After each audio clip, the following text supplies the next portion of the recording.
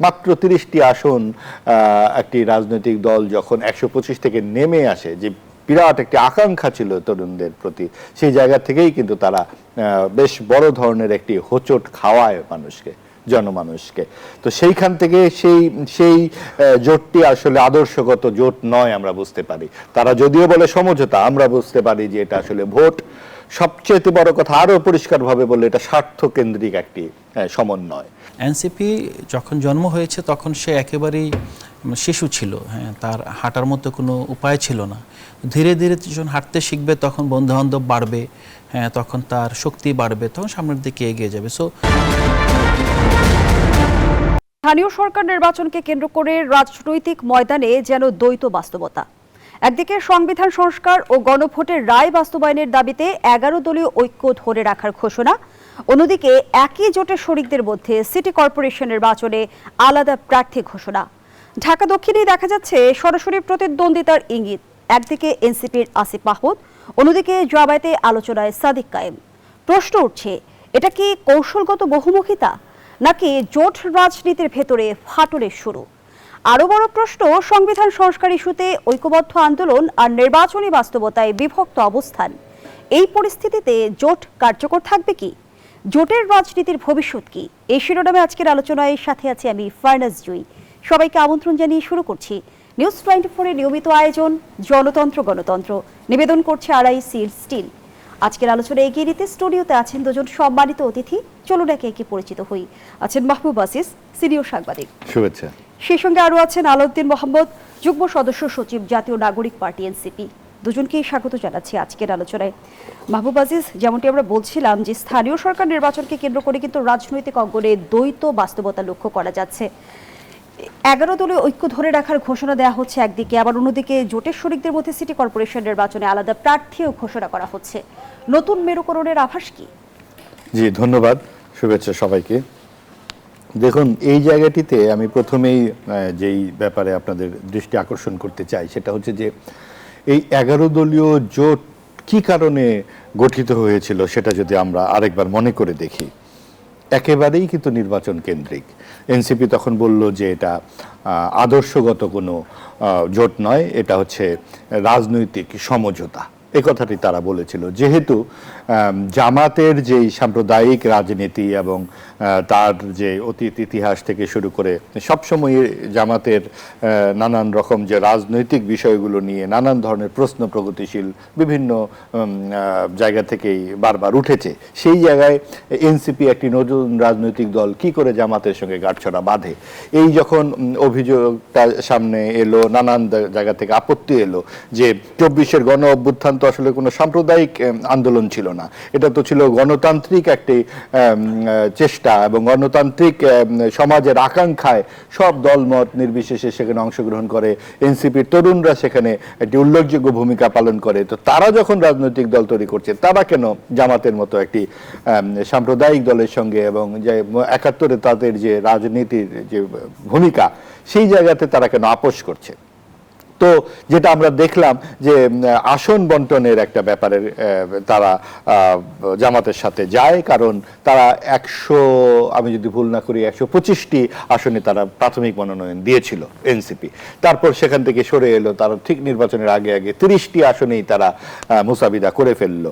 মাত্র ৩০টি আসন একটি রাজনৈতিক দল যখন ১২৫ থেকে নেমে আসে, যে বিরাট একটি আকাঙ্ক্ষা ছিল তরুণদের প্রতি, সেই জায়গা থেকেই কিন্তু তারা বেশ বড় ধরনের একটি হোঁচট খাওয়ায় মানুষকে, জনমানুষকে। তো সেইখান থেকে সেই জোটটি আসলে আদর্শগত জোট নয় আমরা বুঝতে পারি। তারা যদিও বলে সমঝোতা, আমরা বুঝতে পারি যে এটা আসলে ভোট। সবচেয়ে বড় কথা, আরো পরিষ্কারভাবে বললে, এটা স্বার্থ কেন্দ্রিক একটি সমন্বয়। এবং সেই স্বার্থটা আমরা আবার সামনে দেখতে পাচ্ছি যখন সিটি কর্পোরেশনের নির্বাচন আসছে। এখানে যদি 20টি আসন থাকতো সিটি কর্পোরেশনের মেয়র পদে, তখন কিন্তু আবার তারা ভাগাভাগি করতো। যেহেতু আসন একটি, সেই জন্য কিন্তু প্রশ্নগুলো এইভাবে উঠছে। অর্থাৎ আমরা রাজনীতিতে এখন আদর্শ বা নৈতিকতার কোনো স্থান দেখতে পাচ্ছি না।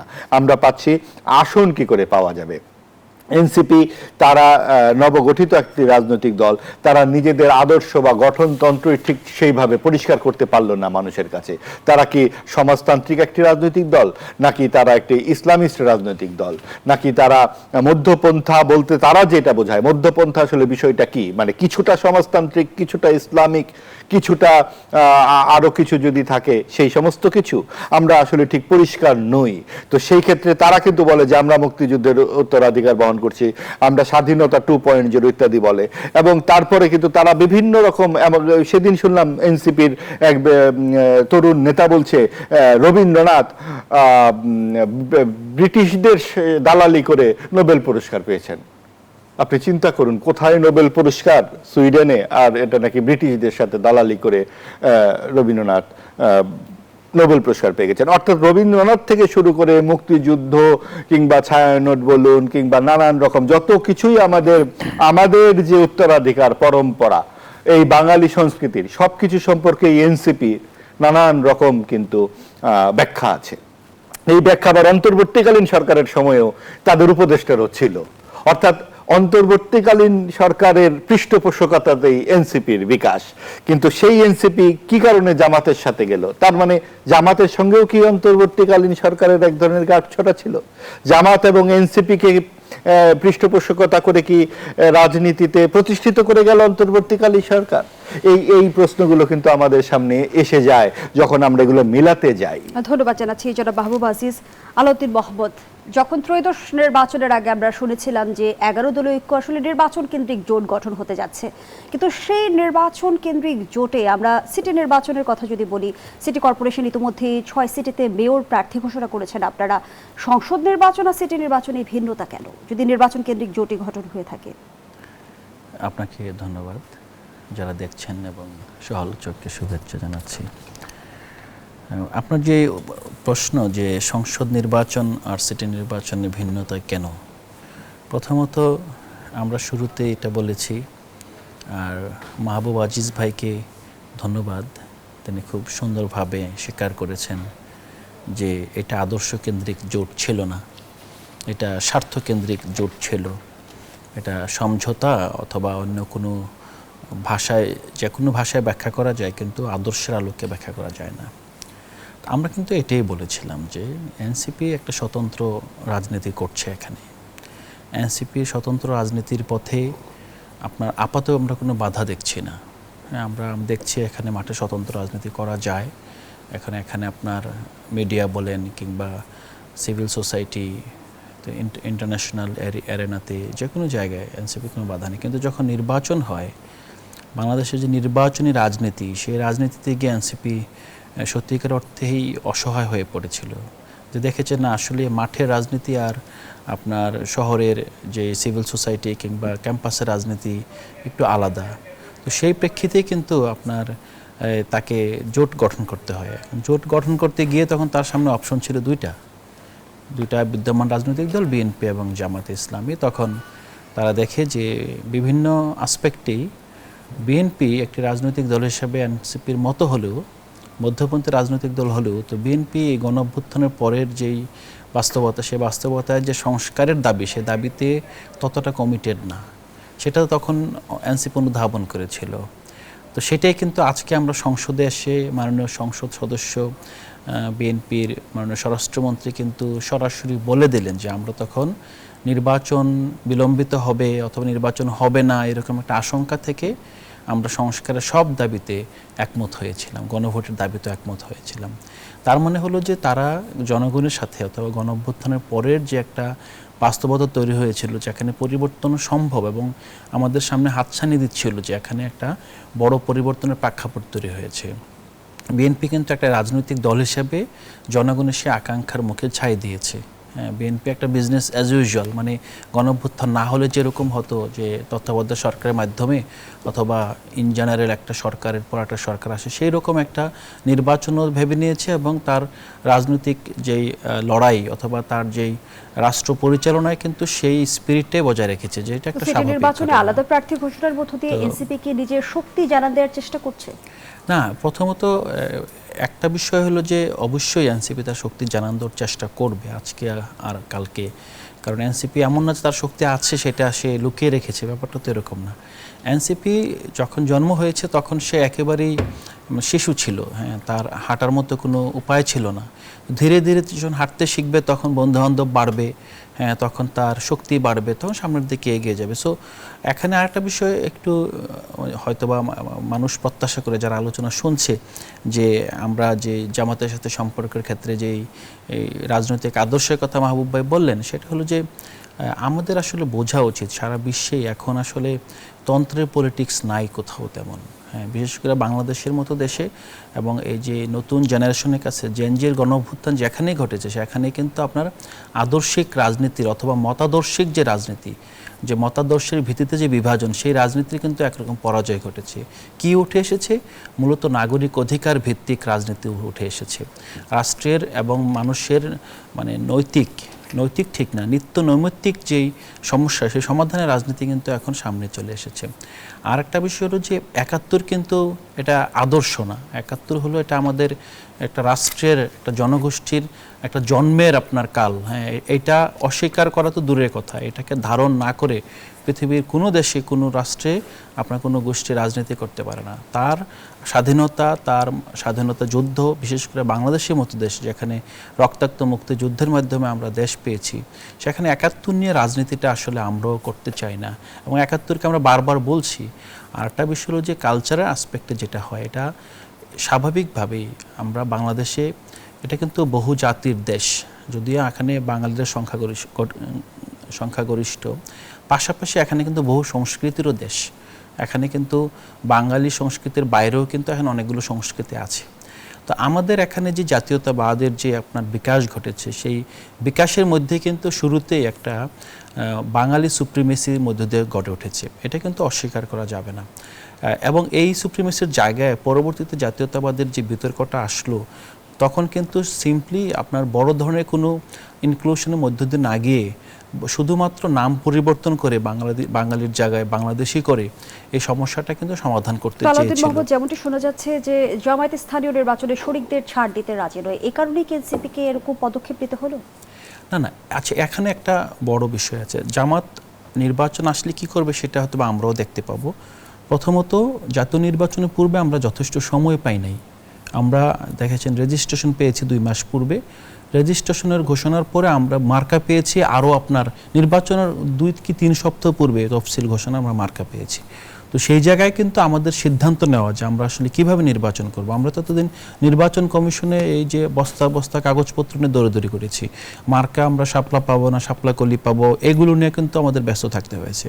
যখন নির্বাচন খুব সামনে চলে আসলো, তখন আমাদের সময় সুযোগ ছিল না যে আমাদের প্রার্থী মাঠে দিয়ে প্রার্থীকে জনগণের মাঝে পরিচিত করে ভোটারদের কাছে গিয়ে ভোটারদের আপনার ভোট গ্রহণের সিদ্ধান্ত নিয়ে তারপর তাকে জিতিয়ে নিয়ে আসা। কিন্তু এনসিপির জোটভুক্ত হবার পর যদি লাভ ক্ষতির সমীকরণটা বুঝতে চাই, লাভবান হয়েছে না ক্ষতিগ্রস্ত হয়েছে? আমি যদি বলি এটা তো আসলে একটা কাউন্টার ফ্যাকচুয়াল। আমরা তো আসলে জোট না হলে কি হতো সেটা জানি না, হ্যাঁ। তবে এখানে দুইটাই আছে। আমরা মনে করি যে আমাদের লাভও হয়েছে, ক্ষতিও হয়েছে। আমাদের মাহবুব ভাইদের মতো মানুষ যারা আমাদের সহযোদ্ধা বন্ধু, তারা আমাদেরকে অনেকটাই আহত হয়ে তাদের আদর্শিক জায়গায়, সংবেদনশীলতার জায়গায় আমাদের প্রতি অনেকেই অনাস্থা নিয়ে আসছে, অনেকে হতাশ হয়েছে। অনেক সাধারণ মানুষও জামাত প্রশ্নে তাদের জায়গা থেকে তারা হতাশ হয়েছে। এটা যেমন সত্য, আবার যদি আপনি নির্বাচনের মাঠের রাজনীতির বাস্তবতায়, আমরা তো মাঠে গিয়েছি, আমরা দেখেছি আপনি 2 মাস 3 মাস কিংবা 1 বছরও একটা জায়গায় আপনার 4-5 লক্ষ ভোটারের মাঝে এক সংগঠন তৈরি করে মানুষকে গিয়ে বুঝিয়ে একটা মার্কা চিনিয়ে ভোট নিয়ে এসে বিজয়ী হয়ে সংসদে আসা, এটা কিন্তু খুবই একটা কঠিন প্রক্রিয়া। তো আমরা এটা বলতে পারি যে আমরা কিছু জায়গায় হয়তো বা আমাদের নির্বাচনী বৈতরণী পার হয়েছি, এটা সত্য, বাট একই সাথে আমরা অনেক বন্ধু হারিয়েছি। মাহবুব আজিজ, এনসিপি কি নিজস্ব শক্তির প্রমাণ দিতে যে জোট রাজনীতিতে এক ধরনের ঝুঁকি তৈরি করছে? দেখুন, এটা খুব ভালো যে সরাসরি তিনি বললেন, আমাদের তরুণ বন্ধু বললেন যে আদর্শিক রাজনীতি নাই। তো এটা যারা যদি এভাবে কোনো সংগঠন স্বীকারই করে যে আদর্শ নাই রাজনীতি, মতাদর্শিক বলছে, আদর্শিক আচ্ছা, মতাদর্শিক, তো মতাদর্শ ছাড়া রাজনীতি হবে? হবে। এবং এটা তারা বলতে পারে, তারা যেটা বলছে সেটা তাদের মতাদর্শ। তার মানে মতাদর্শ ছাড়া রাজনীতি হয় না, কারণ তারা যে বলছে হবে এটাই তো তাদের মতাদর্শ। যেমনটি রবীন্দ্রনাথ ব্রিটিশদেরকে দালালি করে নোবেল পেয়েছে, এটা তাদের মতাদর্শ। বাধ্য এটা কোথায় পেয়েছেন? আমি তো এটা বলেছেন, আপনি একটু খোঁজ নিয়ে দেখেন, এটা ভিডিও আজকে সারাদিন প্রচারিত হচ্ছে, আমি বানিয়ে বলছি না। আচ্ছা আচ্ছা, হান্নান মাসুদ বলেছেন, ভিডিও দেখা যাচ্ছে। এবং এরকম আরও দেখেছি বঙ্গবন্ধুকে নিয়ে এরকম তাদের নেতাদের বক্তব্য। 32 নম্বর যখন ভাঙা হলো তখন তাদের যে মূল নেতা ইউনূস সাহেব বলেছেন তার মেয়েকেই জিজ্ঞেস করুন এটা কেন ভাঙা হচ্ছে। তার মানে এখানে তো ঘটনা আসলে ইউনূস সাহেব এবং তার সহযোগীরা, এই তরুণ ছাত্রদেরকে কি আপনি দোষ দেবেন? তারা যেভাবে সমাজে গড়ে উঠেছেন সেভাবেই তারা কথা বলছেন। সেই সমাজ তৈরি করেছে আওয়ামী লীগের দুঃশাসন।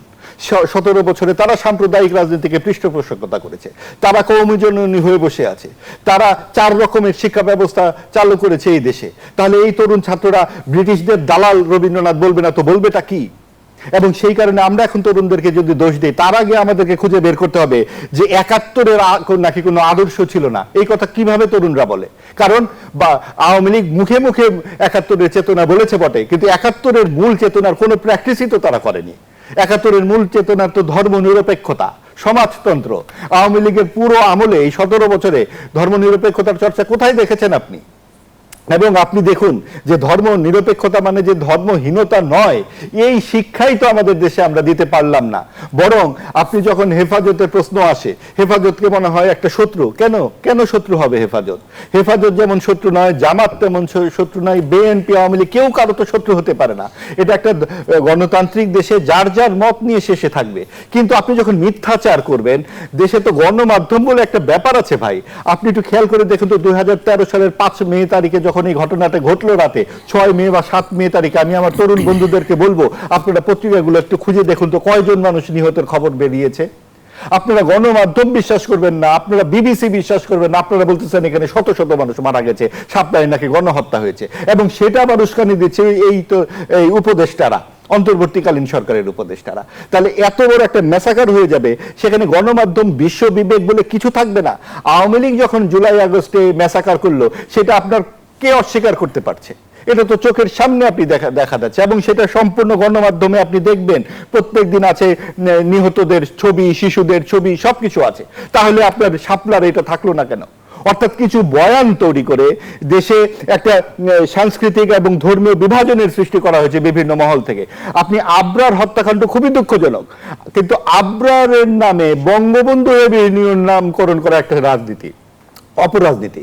আপনি দেখুন আবরারকে যদি আপনি ওই জায়গায় স্থাপন করতে চান বঙ্গবন্ধুর জায়গায়, তাহলে আপনি হুমায়ুন আজাদকে কোন জায়গায় স্থাপন করবেন, যাকে একেবারে কুপিয়ে শেষ করে দেওয়া হলো মুক্ত মতের জন্য? বিষয় আসলে প্রশ্ন থেকে এই যে মাহবুব আজিজ, সংবিধান সংশোধন না হওয়া পর্যন্ত জামায়াতে ইসলামী নেতৃত্বাধীন 11 দলীয় ঐক্য থাকবে এমনটি বলছেন সংশ্লিষ্টরা, এবং নির্বাচনে আমরা দেখছি নিজেদের মধ্যে তারা প্রতিদ্বন্দ্বিতা করবেন, আবার মাঠে বলছেন যে ঐক্যবদ্ধভাবে আন্দোলন করবেন।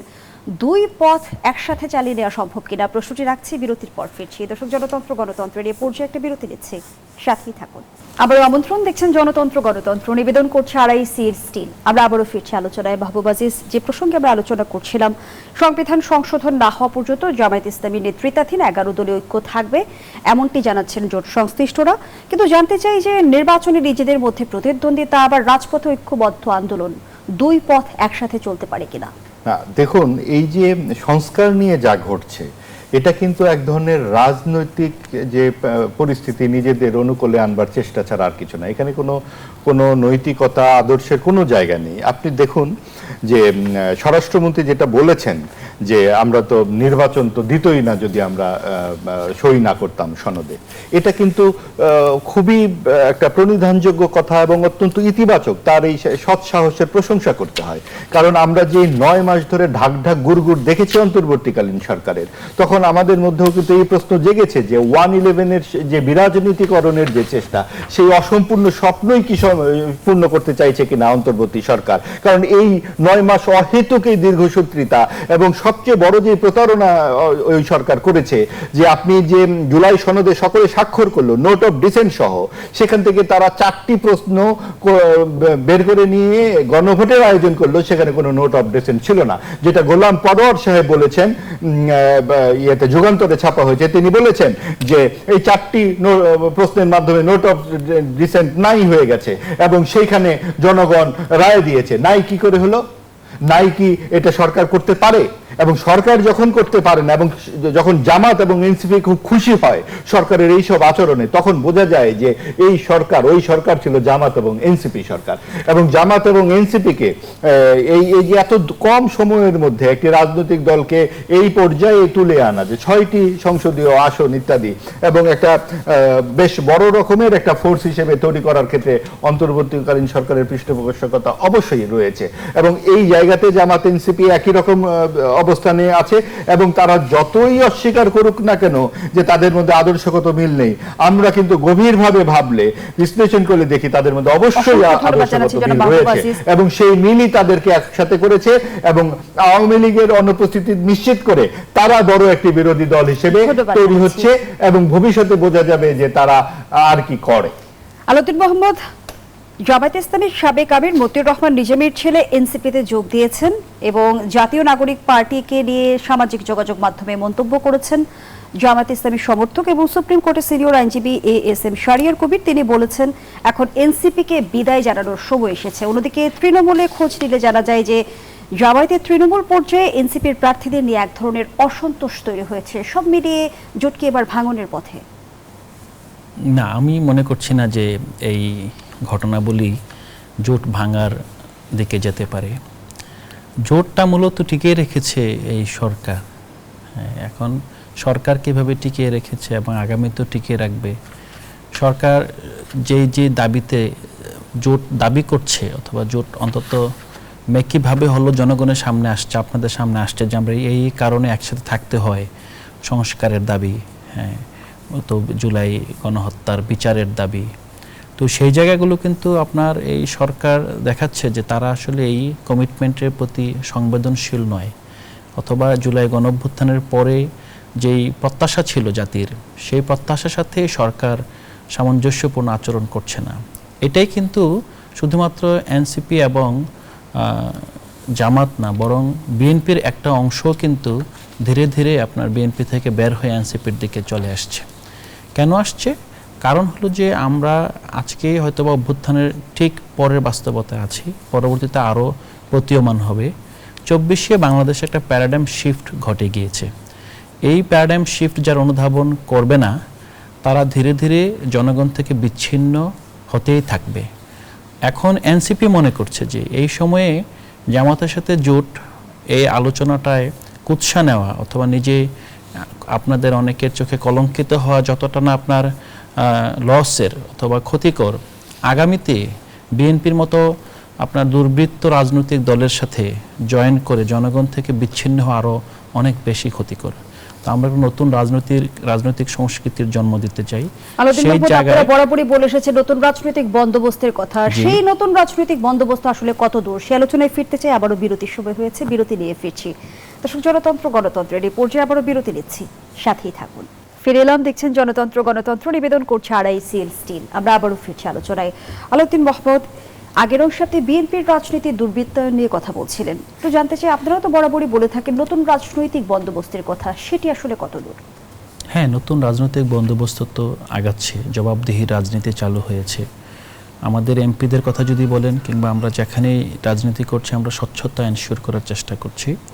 আরেকটা বিষয়, আপনি 300 আসনের প্রেক্ষিতে যদি সংসদের রাজনীতি বলেন, 294 আসনকে কখনো আপনি 6টা দিয়ে উল্লেখযোগ্য রকম পরিবর্তন আপনি দেখতে পাবেন না।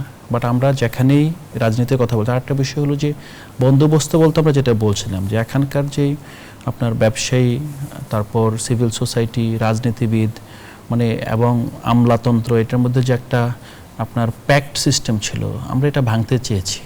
এবং নতুন রাজনৈতিক বন্দোবস্ত হলো যে এটার এগেনস্টে গিয়ে একটা সত্যিকার অর্থে একটা শক্তিশালী republic based on rule of law, transparency, accountability, এবং সেটার দিকে আমরা তো যাচ্ছি। নতুন রাজনৈতিক বন্দোবস্তের সংস্কৃতি এনসিপি নিজেরা কতটা ধারণ করছে, কোন কোন বিষয়গুলোতে আপনারা পরিবর্তন আনতে পারলেন?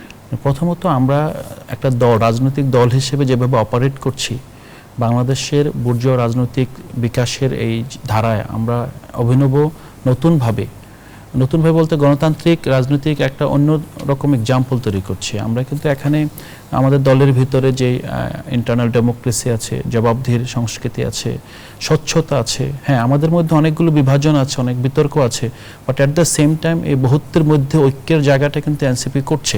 এনসিপিতে ধরেন এখানে ডিসেন্ট আছে, অনেকে ভিন্ন মত ধারণ করেছে, অনেকে পদত্যাগ করেছে, আবার অনেকে দলের বিরুদ্ধে, দলের মেইন স্ট্রিম ভয়েসের বিরুদ্ধে গিয়েও কিন্তু আবার দলের মধ্যে টিকে আছে। এটার পাশাপাশি আমরা সর্বত্রভাবে একটা বিষয় ধারণ করি, যেটা আবারও বলছি, ধরেন আগের যে রাজনৈতিক ধারা, এই ধারাটা বাংলাদেশের জনপ্রত্যাশার সাথে এখন আর আসলে মানানসই না। জনগণ পরিবর্তন চায়, আমরাও সেই পরিবর্তনটাকে ধারণ নিজেরা করছি এবং সেই পরিবর্তনটা সামগ্রিক জনগোষ্ঠীকে সাথে নিয়ে একটা রাষ্ট্রের কার্যকরী পরিবর্তনের দিকে নিয়ে যাওয়ার চেষ্টা করছি। আপনি যেটা বলছেন কত দূর রাজনৈতিক বন্দোবস্ত তো ধরেন এখন এনসিপি ঠেলে কত দূর করতে পারবে সেটা এখনই বোঝা যাবে না। এখন যেখানে 211 আসনের সংখ্যাগরিষ্ঠ সরকার, তারপরে এখানে আপনার দ্বিতীয় বিরোধী দল আপনার প্রায় 70টি আসন, তারপর আছে এনসিপি, তখন এনসিপির কন্ট্রিবিউশন অথবা ইম্প্যাক্টটা কিন্তু আপনি এখনই বলতে পারবেন না। এখন আমরা চেষ্টা করছি যে আমরা যাতে নষ্ট না হয়ে যাই, আমরা যাতে পরিবর্তনের ভয়েস থেকে, আমরা যাতে এই যে প্রত্যাশার জায়গা, এই জায়গা যাতে বিস্তৃত না হই। আমরা এখন পর্যন্ত আমাদের জায়গায়, হ্যাঁ আমাদেরও ভুল ত্রুটি আছে, সীমাবদ্ধতা আছে, আমাদের অনেকগুলো জায়গায় আমরা পরিবর্তন করতে হবে, বাট আমাদের কমিটমেন্টের জায়গা আমরা অটল, এবং আমরা একটা বিষয় বিশ্বাস করি, পরিবর্তনই এখানে আসলে কনস্ট্যান্ট। ধন্যবাদ জানাচ্ছি। মাহবুব আজিজ, একই বিষয় আপনার কাছে প্রশ্ন রাখতে চাই একটু উল্টো করে, যে পুরনো বন্দোবস্ত থেকে এনসিপি ঠিক কতটুকু বেরোতে পেরেছে? এই যে নতুন রাজনৈতিক বন্দোবস্তের কথা বলা হয়ে থাকে, সেটি কি বাস্তবতা নাকি রাজনৈতিক ন্যারেটিভ? এটা হচ্ছে একটি রাজনৈতিক হিপোক্রেসি। কারণ একটি গাছ শিকড় থেকে আসলে বাড়তে হয় ধীরে ধীরে। একটা গাছ হঠাৎ করে 6 ফিট লম্বা হয়ে যায় না। তো এই হঠাৎ করে যে 6 ফিট লম্বা হয়ে যাওয়ার যে উল্লম্ফন এনসিপির, সেটা অন্তর্বর্তীকালীন সরকারেরই একটা রাজনৈতিক অভিলাষ থেকে। কারণ এই প্রধান উপদেষ্টা বললেন যে এখান থেকেই আসবে শিক্ষামন্ত্রী, এখান থেকেই আসবে আগামী দিনের এমপি ইত্যাদি। তারা তাই করেছেন, এবং সেটা করবার জন্যে যেই দলটি 4 থেকে 7% ভোট পেয়েছে, জামাতে ইসলামী, সর্বশেষ রাজ্য নির্বাচনে যাদের আসন সংখ্যা ছিল 3 থেকে 18টি, তারা হয়ে গেল 70। এখন এনসিপি যতই বলুক আমরা 6, আসলে কিন্তু তারা 6 নয়, তারা 70-এর অংশ। তারা যদি হয় ছোট জামাত, বড় জামাতও আছে। তো এই ছোট জামাত এবং বড় জামাত মিলে কি রাজনীতি করছে? যে 11 বছরের মাদ্রাসার ছাত্রীটি প্রেগনেন্ট হয়ে গেল, তা নিয়ে তারা কোনো কথা বলে? যে মাদ্রাসায় যে অহরহ যে ধর্ষণের ঘটনাগুলো ঘটছে, একটিবার একটি শব্দ জামাত এই গত 50 বছর উচ্চারণ করেছে? এই যে বিভিন্ন জায়গায় আমরা নানান রকম নারী নিপীড়ন দেখি, এই গত 50 বছরে একবার নারী নিপীড়নের বিরুদ্ধে জামাত কথা বলেছে? তারা বলল যে আমরা নারীদেরকে তৈরি করব, তারা আগামীতে নির্বাচন করবে। কিন্তু তারা তো ঠিকই নারী সংরক্ষিত আসনে তারা মনোনয়ন দিল। তার মানে এমপি হওয়ার মতো নারী তাদের দলে ছিল। কাজে একবার এক এক কথা তারা বলে কেন? এই মুনাফিকের রাজনীতির সঙ্গে যুক্ত হলো গিয়ে এনসিপি। এবং দেখুন, হামে শিশু মারা গেছে, 319 জন শিশু মৃত্যু হয়ে গেল। যেই আওয়ামী লীগের আমলে যখন শিশু মারা গেল, যে জুলাই আগস্টের, বারবার আমরা শিশুদের ছবি বিভিন্ন কিছু সামনে চলে এলো, এবং খুব ন্যায্যভাবে এই শিশু হত্যার প্রতিবাদে সারা দেশের মানুষ জাগলো। এবার কি শিশু হত্যা হয়নি? এই যে অন্তর্বর্তীকালীন সরকার ভারত থেকে টিকা আনতে হবে বলে সে টিকা দিল না। এই ভারতীয় যে রাজনীতির বিরুদ্ধে, তাদের যে ভারতীয় আধিপত্যবাদের বিরুদ্ধে রাজনীতি, পেঁয়াজ আনা যায়, আপনার অন্যান্য সমস্ত দ্রব্য দিয়ে আনা যায়, টিকা আনা যাবে না। এটা কি অকর্মণ্যতা?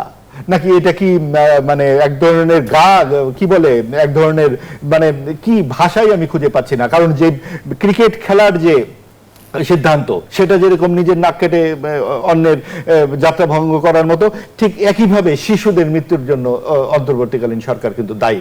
যেই হাম রোগে আমাদের এখানে শিশু মৃত্যু শূন্যে পৌঁছে গেছিল, সেটা কি করে এই অন্তর্বর্তীকালীন সরকার এই ঘটনা ঘটায়? আপনি দেখুন যে প্রত্যেকটা ক্ষেত্রে এই সরকার এবং সরকারের সহযোগী হিসেবে জামাত এনসিপি এই দায় এড়াতে পারে না।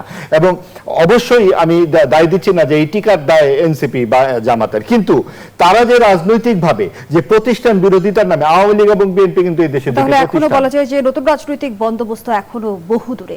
বহু দূরে তো শুধু নয়, তাদের হাতে পড়ে রাজনৈতিক বন্দোবস্তরই একেবারে মরণ দশা চলে আসছে, কারণ এখানে পাতানো খেলা হচ্ছে। ধন্যবাদ জানাচ্ছি আলাউদ্দিন মাহমুদ। আমরা আমাদের আয়োজনের একেবারেই শেষ পর্যায়ে দর্শক এখানেই শেষ করছি জনতন্ত্র গণতন্ত্রের আজকের আয়োজন। ধন্যবাদ এতক্ষণ আমাদের সাথে থাকার জন্য।